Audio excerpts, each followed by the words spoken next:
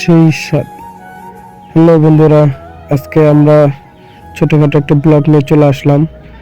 আমরা যাচ্ছি জামতল বিখ্যাত নিহারি হালিম খাওয়ার জন্য, হালিম ও নিহারি খাওয়ার জন্য। তাই আমরা 4-5 জন একসাথে এক হয়ে চলে আসলাম জামতল। বন্ধুরা মিলে একসাথে যাচ্ছি, চলে আসলাম জামতল স্টেশন হালিম ও নিহারি খাওয়ার জন্য।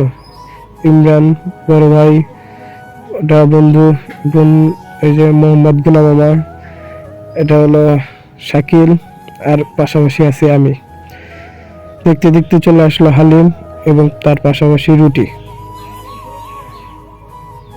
প্রথমে টেস্ট করলাম, বন্দুক দিয়ে বললো সেই, জামাই বললো সেই, বন্ধু বললো সেই, আমি গুলাম মামা বললো সেই, আমার বন্ধু বললো সেই। এখন আমি নিজে টেস্ট করে দেখতেছি কেমন হয়েছে।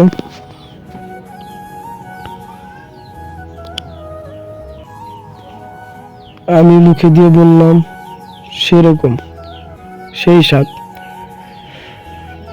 দেখেন আমরা 5 জন মিলে আসছি এখানে হালিম ও নিহারি খাওয়ার জন্য।